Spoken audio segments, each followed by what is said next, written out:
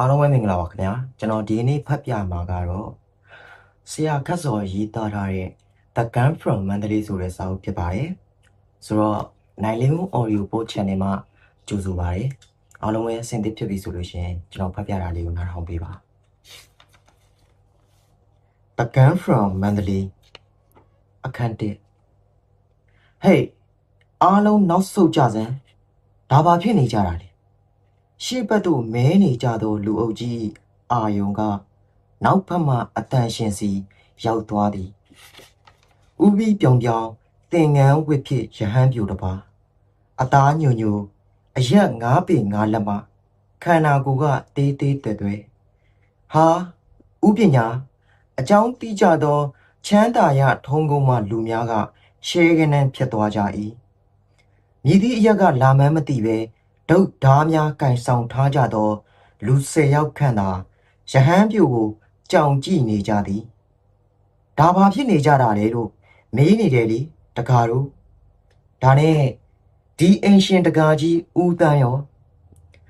လူအုပ်ကြီးဝိုင်းခံနေရသောအိမ်ထဲမှအသက်50ခန့်လူကြီးတဦးလက်အုပ်ချီလျက်ထွက်လာသည်သူ့နောက်တွင်အသက်20ခန့်အပြိုမာလေးတဦးကတုံတုံရင်ရင်ဖြစ်ကက်လိုက်လာသည်လေတပည့်တော်တို့ရှိပါတယ်ဦးစင်းကြောက်လွန်းလို့ပုံနေကြတာပါဥပညာလေးကဒုတ်သားကင်ထားသောလူများဘက်သို့လှည့်လိုက်သည်ကဲဒီကတကားတို့ဘာဖြစ်လို့လက်နက်တွေနဲ့အိမ်ကိုဝိုင်းနေကြတာလဲတကားတို့ကဘယ်ကလဲလူအုပ်ထဲမှာအင်ကြီးပလာချင်းနဲ့ရှမ်းပေါင်းပြီးဝတ်ထားသောလူကဥပညာလေး၏ရှေ့သို့ရက်လိုက်သည်သူ့လက်ထဲတွင်လည်းဓလွတ်ကိုကင်ထား၏တပည့်တော်ကစိန်ပန်းကပေါက်ကြော်ကြီးပါဗျာမန္တလေးကဗမာတွေကိုတတ်ဖို့လှုံ့ဆော်မဲ့ရန်ကုန်ကကလားတကောင်ဒီအိမ်မှာရောက်နေတဲ့တည်င်းကြားရလို့လာဝိုင်းကြတာပါဦးစင်လေးစိန်ပန်းရက်မှပေါက်ကြော်ကြီးဆိုသည်နှင့်လာရောက်ဆက်စုကြသောလူအုပ်ကြီးမှာအလံတကြားဖြစ်သွားရပြန်သည်စိန်ပန်းပေါက်ကြော်ကြီးတာယာဝတီမင်းလက်ထက်ကြေးတိုက်တော်လူသက်ကြီးမောင်လှ၏အဆက်အနွယ်ရှင်ဘရင်လက်ထက်မျိုးရိုးစင်ဆက်ပကွက်အာနာသာလူသက်လုတ်ခဲ့သူများမှဆင်းသက်လာသူပထမကဘာစစ်ပြန်စစ်သားတူကုခန်းပညာကျွမ်းကျင်ပြီးလက်ရဲဆက်ရဲတရဲဖြတ်ရဲလူမိုက်ဟုနာမည်ကြီးသူကရုံစောဤမျိုးချစ်ပါတီဝင်ဖြစ်ပြီးမန္တလေးဝါရဲ့ဒုတ်တက်များဤဘိုလ်ဟုဘွဲခံနေသူလည်းဖြစ်သည်လူအုပ်ကြီးကပေါက်ကြော်ကြီးနာမည်ကြားသည်နှင့်အထိတ်တလန့်ဖြစ်နေတော့လဲဥပညာလေးကိုပညာကမူခက်အေးအေးပင်ဟေးဒီမဲ့တကားဒီချမ်းသာရထုံးကုန်းနဲ့ပလိုင်းရက်မှာကျုပ်တို့ဘုံကြီးเจ้าတွေလည်းအများကြီးပါဒီကိစ္စမျိုးတကယ်ဖြစ်တယ်ဆိုရင်တော့ကျုပ်တို့ဘက်ကလူတွေအရင်သိတင်တာပေါ့ခုတော့ဘာမှန်းတေချာမသိပဲကျုပ်တို့အရသားတယောက်ရဲ့အိမ်ကိုဝိုင်းနာဝင်းနာမျိုးတော့ဦးစင်းတို့လက်မခံဘူးမောင်ဦးစင်းဘာသိလဲဖေဟာရန်ကုန်မှာကလားတွေတက်လို့ဗမာတွေတေကုန်ပြီဒီရန်ကုန်ကလာတဲ့ကလားကိုထုတ်ပေးရင်ပြီးပြီဖေဟာကြံတဲ့သူကိုတပည့်တော်တို့ဘာမှမလုပ်ဘူးတကားတို့ဒီတဲ့င်းကိုဘယ်ကကြားလာတာလဲတကားကြီးဦးတန်းစီမာရောတကယ်ပဲအဲ့ဒီကလားလေးရှိနေတာလားတင်မရှိတော့ရှိပါတယ်ဖေဟာဒါပေမဲ့သူတို့ပြောသလိုလာတာမဟုတ်ပါဘူးဖေဟာတပည့်တော်အောက်ပြည်တွန်လေးဘက်မှာလွှာသမားဘဝတုန်းကတပည့်တော်ကိုစောက်ရှောက်ထားတဲ့ကလားရှိနေကြီးမစ္စတာဟာရန်ဆန်ရဲ့သားကလေးပါဖေဟာခုသူ့ဖအေးကြီးလဲတိမ်ပါရန်ကုန်မှာလဲစူစူပူပူတွေဖြစ်နေတာနဲ့နေထိုင်စားတော့ရတာလဲတကယ်အစင်မပြေတာနဲ့တပည့်တော်လှဝိုင်းမှာအလုတ်ကလေးလုပ်ရအောင်တက်လာတာပါဖေဟာသူတို့ပြောသလိုတော့မဟုတ်ပါဘူးယူနုကလူကောင်ကြီးကသာထွားနေတာအသက်က14နှစ်ပဲရှိပါသေးတယ်ဖေဟာဟောတွေ့ပြီလားဦးစင်ယူနုတဲ့တေးကြပြီအဲ့ဒီကလားကိုထုတ်ပြီးပေါက်ကျော်ကြီးကတရှိကိုဝင့်ကအိမ်ထဲကြော်ဝင်ရန်ပြင်လိုက်သည်ထိုအချိန်တွင်ဥပညာကိုပညာကပေါက်ကျော်ကြီးဤတရှိကင်ထားသောလက်ကိုဘယ်လက်ဖြင့်ရုတ်တရက်ပင့်ထုတ်လိုက်ပြီး ညာလက်ကလဝါးဆောင်ဖြင့်ရိုက်ချလိုက်သည်ဖြင့်ဓာမှမြေပြင်ပေါ်သို့လွတ်ကျသွားတော်သည်ပေါက်ကျော်ကြီးမှာရုတ်တရက်ခံလိုက်ရသည်ဖြင့်အံ့အားသင့်သွား၏ဒေါသလည်းထွက်သွားပြီးမြေကြီးတွင်ကျသွားသောဓာရှည်ကိုကုန်းကောက်ခါဥပညာလေးကိုလွှဲခုတ်ရန်ကြံစီလိုက်သည်သို့သောသူ့ရှေ့တွင်သင်္ကန်းပုံသာရှိပြီးဥပညာလေးမရှိတော့ပေါက်ကျော်ကြီးပြူးကြောင်ကြောင်ဖြစ်သွားသည်ဥပညာလေးဘယ်ရောက်သွားသည်မသိတကယ်တော့ပေါက်ကျော်ကြီးဓာကုန်းကောက်နေစဉ်တွင်ဥပညာလေးကတင်ញန်းကိုပုံချကာလူအုပ်ထဲလှစ်ခနန်းကိုရောင်ဖြောက်ဝင်သွားခြင်းပင်ကျုပ်အနောက်မှာတကားပေါက်ကျော်ကြီးနောက်သို့လှည့်ကြည့်လိုက်သည့်အခါဥပညာလေးကအပေါ်ပိုင်းဗလာချင်းနှင့်တင်ငန်းပိုင်းကိုခတ်တူတူလိတ်စီးကကားထောက်မတက်ရက်နေသည်ကိုတွေ့လိုက်ရသည်လူအုပ်ကြီးမှာပေါက်ကျော်ကြီးနှင့်ကိုပညာတို့ကိုမျက်တောင်မခတ်တန်းကြည့်နေကြ၏ပေါက်ကျော်ကြီးကကိုပညာကိုစိုက်ကြည့်ကဦးစင်စကောက်လိုင်ဟူရီဟုမေးလိုက်သည်ဟာလိုင်ခောက်ဟုကိုပညာကဖြေလိုက်၏လိုင်ကူဟီချင်းကောက်ခါလိုက်ခါပေါက်ကျော်ကြီးကဆက်မေးလိုက်သည်ဟာလိုင်ခါကိုပညာကပြန်ဖြေပြီးသည်နှင့်တပြိုင်နက်မြေကလင်းကိုဖနှောက်ပြပေါက်လိုက်၏မြေကြီးများဖွာကနေဆင်ထွက်ကုန်သည်ထို့နောက်ဘဲချေနှင့်ညာချီကိုတထောင်ထွာခန့်ခွဲပြီးကို60ဒီဂရီယူကရက်လိုက်သည်ဘဲလက်တီအားဆုတ်ခါလက်ဖြံကိုနှစ်ဖူးနှင့်တထွာအကွာတွင်90ဒီဂရီထောင်ထားပြီးညာလက်တီကိုမူကားတွင်ကလျက်အသင့်အနေထားနေလိုက်သည်ရပါပြီဦးစင်းအခုဦးစင်းနဲ့မတိုက်ချင်သေးဘူးအခုချိန်ရေးကြီးတာက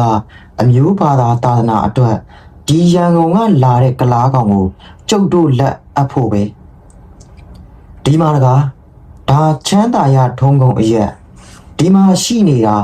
ကျုပ်တို့အရက်သူအရက်သားတွေကြီးပဲကျုပ်ကလည်းဒီချမ်းသာရကျောင်းကပဲဘွဲအမည်ကဦးပညာလေး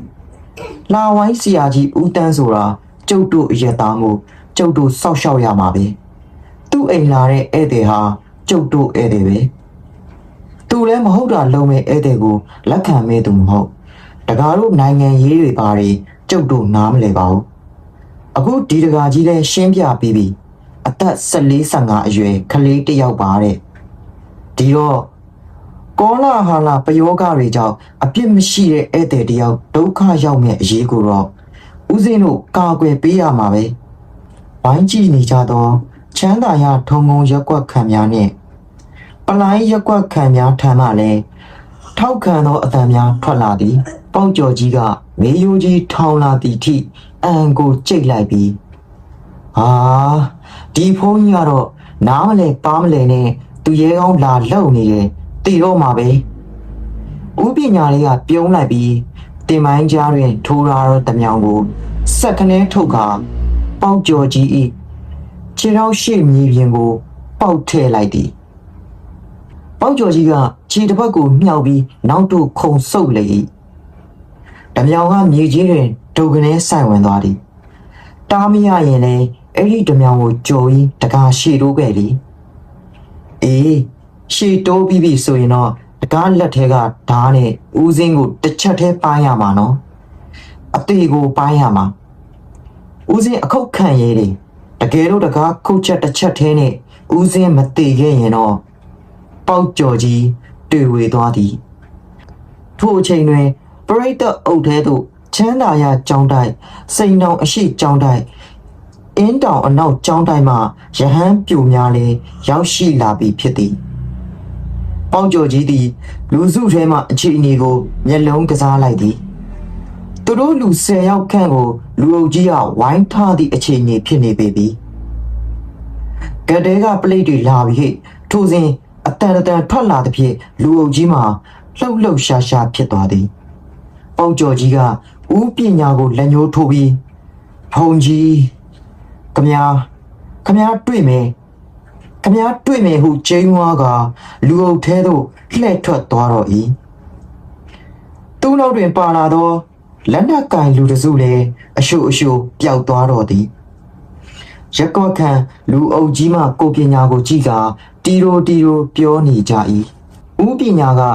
မြေကြီးတွင်ပုံထားခဲ့သောသင်ငန်းကိုပြန်ယုံနေစဉ်14မှတ်ပလိတ်ဌာနမှရာဇဝတ်အုပ်ဦးဖို့နှင့်ပလိတ်သားအချို့ဝင်လာသည်ကိုတော့ဘာဖြစ်သွားသည်လဲဖေဟာပလိုင်းရက်ကလူငယ်တယောက်လာတဲ့ပို့ချင်းပဲတပည့်တော်တို့လည်းအမြန်ထွက်လာတာဘာမှမဖြစ်ပါဘူးတကားဒီကောင်တွေလူအုပ်နဲ့ပဲသူများကိုလှုပ်ရဲတာပါတယောက်ချင်းဆိုတွေးနေကြတယ်ကိုတော်လေးကယ်ပြီလို့သာပဲဒီကာလမှာဂလုံးတွေနေရတကားလိုက်မီးမွှေးနေတာဖေဟာရန်ကုန်မှာလည်းအကုန်တေကုန်ကြပြီတော်သေးပါရဲ့ကိုတော်တို့တော့ဝင်မထင်းရင်ထုံးကုန်းတစ်ရက်လုံးမီးတောက်ကုန်မှာတပည့်တော်ဌာနလည်းအလုံးများရမယ်ကျေးဇူးတင်ပါတယ်ကိုတော်ရဲ့ရပါတယ်တကားကိုအရက်သူအရက်သားတွေမထိခိုက်အောင်ကူညီတာပဲတဲ့အပန်းမကြီးပါဘူးဗျာထို့စဉ်အင်ရှင်ဦးသက်နှင့်သမီးဖြစ်သူတို့ရောက်လာကြသည်ကဲဒီကဝိုင်းစီယာကြီးဦးတန်းခမားစီရန်ကုန်ကဧည့်သည်ရောက်နေတယ်ဆိုလဲကျုပ်တို့ကက်ကိုနည်းနည်းတော့အကြောင်းကြားလိခေတ်ကာလကစိုးနေချိန်လူဆိုးမှမသိလူကောင်းမှမသိ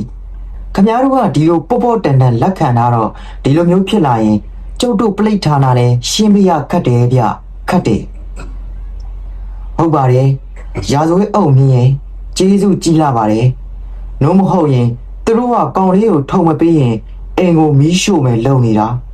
ဒီကဦးစင်းလေးကျေးဇူးကိုလည်းတပည့်တော်မမေ့ပါဘူးဖေဟာကဲ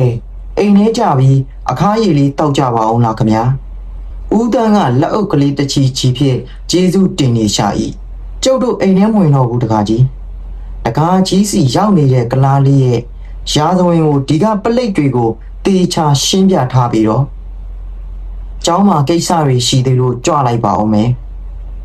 လွှာဝိုင်းဆရာကြီးဦးတန်းနဲ့ပလိတ်များအိမ်ထဲသို့လှည့်ဝင်သွားစဉ်ဦးပညာကအိမ်ဝိုင်းတွင်းမှခတ်တွတ်လှမ်းထွက်လိုက်သည်ရက်တော်မူပါဦးဦးစင်းလေးအနောက်ဘက်မှလိုက်ပါလာသောအတန်တတာလေးကြောင့်ဦးပညာကိုပညာတုံခနဲလှည့်ကြည့်လိုက်သောအခါအစောပိုင်းကဦးတန်းနောက်တွင်တုံရင်ဖြင့်ရက်နေသောစတောင်းဖာအသားညွဆူမျက်နာဝိုင်းလေးဘာကိစ္စရှိပါသလဲတကမာဒီမှာဦးစင်းလေးရဲ့ဓာကြီးမဟုတ်ပါဘူးတကမာရဲ့ဓမြောင်လေးပါပေးအပြိုမာလေးလက်ထဲတွင်ဦးပညာဤဓမြောင်ရေကြီးတွင်စိုက်ခဲ့ပြီးပြန်နှုတ်ရန်မေးခဲ့သည်ကောင်မလေးကဓမြောင်ကိုမဝဲမရဲကင်ပြီးထိုးပေးသည့်အခါဦးပညာကိုပညာရေချင်သွား၏ဦးစင်းလေးကဓမြောင်လှမ်းယူလိုက်ရင်ဒီတကာမကတကာကြီးဦးတန်းနဲ့ဘာတော်တာတော့ဦးတန်းရဲ့သမီးပါဗျာမြကြည်လို့ခေါ်ပါတယ်အော်ဦးပညာကိုပညာကဓမြောင်ကိုတင်မိုင်းကြားထိုးကလှည့်ထွက်လိုက်စဉ်ဦးစင်းလေးဘာကြံခဲ့ပြန်ပြီတော့တကမမဟုတ်ပါဘူးဖေဟာမနှက်ပြန်ကားစပြီးတပည့်တော်မတို့အိမ်ကိုစွန်းစားကြွပါလို့ဦးပညာကိုပညာကအင်းမလို့အဲမလို့ရောင်ပေဖြစ်မမြကြီးကတော့လက်အုပ်ကလေးချီလျက်1938ခုနှစ်ဇူလိုင်လရွှေဘိုခရိုင်မြေတူးမြို့မှဦးရွှေပြီးဆိုသူရေးသားသည့်မော်လဝီနှင့်ယောဂီစာအုပ်ကိုဒုတိယအကြိမ်ပြန်ထုတ်ရမှရန်ကုန်မြို့တွင်ဒုတိယကလားပမာအထီးကယုံကြီးဖြစ်ပွားခဲ့သည်ရန်ကုန်မြို့တွင်လူပေါင်း1084ယောက်တည်ဆုံးခဲ့သောထိုအထီးကယုံသည်အထက်မြန်မာပြည်ရေနံချောင်းစကိုင်းတို့မှတဆင့်မန္တလေးသို့ကူးဆက်လာသည်ဂလုံဦးစောဤတူရိယသတင်းစာကတွေးထိုးလှုပ်ဆော်ပေးခဲ့ပြီးဂလုံဦးစောဤမျိုးချစ်ပါတီဝင်များဝါရင်ဒုတ်တက်များကထိုအထီးကယုံတွင်နောက်ွယ်မှကျိုးကင်ပါဝင်နေကြသည်